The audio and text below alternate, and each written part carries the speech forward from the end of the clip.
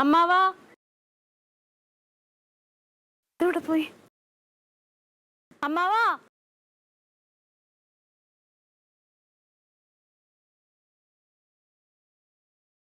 അമ്മാവോ ഇങ്ങോട്ടൊന്ന് വന്നേ. ക്ലീറ്റ അമ്മാവൻ ഇവിടെ ഇല്ലല്ലോ. നീ നോക്ക്, നമുക്ക് ആ അമ്പിളിയുടെ വീട്ടിൽ വല്ലതും പോയിട്ടുണ്ടാവും. ഇങ്ങനെ ഇപ്പൊ അവനോടാ വലിയ താല്പര്യം. അമ്മാവാ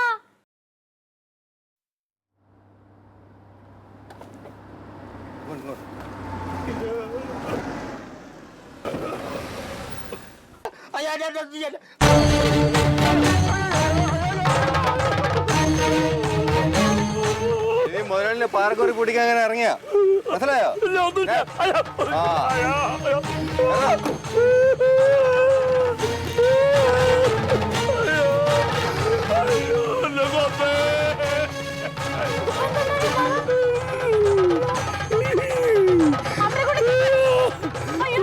ഞാന് ക്ലീറ്റസിന് അപകടം പറ്റി ഇന്ന് കനകനെ ഫോൺ ചെയ്യാൻ വേണ്ടി ഇങ്ങനെ ഇറങ്ങിയതാണ്. ഒരു വണ്ടി വന്നു 3-4 പേരെ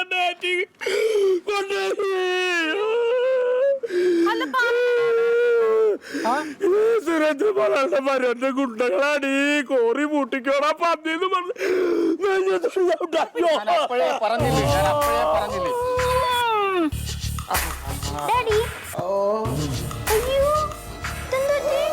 ഡാഡി ഒരു പട്ടി ഓടിച്ചതാ മക്കളെ.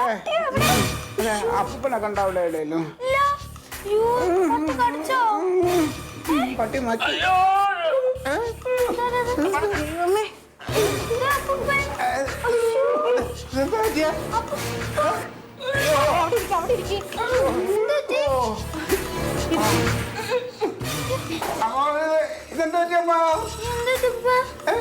ഫോൺ ചെയ്യാൻ വേണ്ടിട്ട് അമ്മാവൻ അങ്ങോട്ട് താഴത്തോട്ട് ഇറങ്ങിയതാ.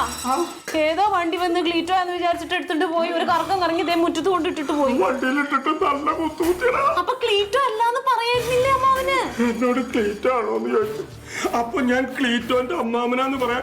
ക്ലീറ്റോന്റെ ഞാൻ ക്ലീറ്റോ എന്ന് പറയുമ്പോഴേക്കും വായ പൊത്തിട്ട് വണ്ടിയിലേക്ക് അങ്ങനെ എടുത്തു. അപ്പൊ തുടങ്ങിയ അടിയാണ്. വണ്ടി റൗണ്ട് അടിച്ചു കൊണ്ട് നിർത്തിയപ്പോഴാണ്. അവരെന്താ പാറമടക്കോറിന്നൊക്കെ പറഞ്ഞിട്ടുണ്ടായല്ലോ. സുരേന്ദ്രമാലാളുടെ മരുവിന്റെ ഗുണ്ടകളാടി. ഇനി കോറി പൂട്ടിക്കാൻ എങ്ങാനും ഇറങ്ങി അളക്ക് കിട്ടുമെന്ന് പറഞ്ഞു ഇടിയോടിയിടി. അയ്യോ, അപ്പൊ കർത്താവ് പിന്നെ എന്നെ തല്ലിയതാര്? ആരായാലും എന്താ, ഇപ്പൊ ഞാൻ പറഞ്ഞ സത്യായേ. എന്ത്?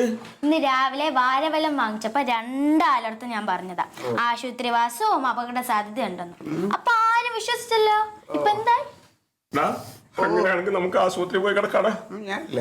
എടാ, നീ വാരവലത്ത് പറഞ്ഞ പോലെ നമ്മളെങ്ങാനും ബോധം കെട്ട് പോയി കിടക്കേണ്ടി വരും. അതിന്റെ ഒപ്പം പോവാടാ. ഞാൻ ബോധം കെട്ടാൽ ഇവിടെ കിടന്നുള്ള ആശുപത്രി വരെ ഞാൻ ഇല്ല. നാണക്കേടാമാവാ. അല്ല, എന്നെ തല്ലിയത് കോറി മുതലാളി സുരേന്ദ്രന്റെ മരുവൻ. പക്ഷെ നിന്നെ തല്ലിയതാരാ? ഞാനും ആലോചിക്കുന്നത് എന്നെ തല്ലിയതാരാ?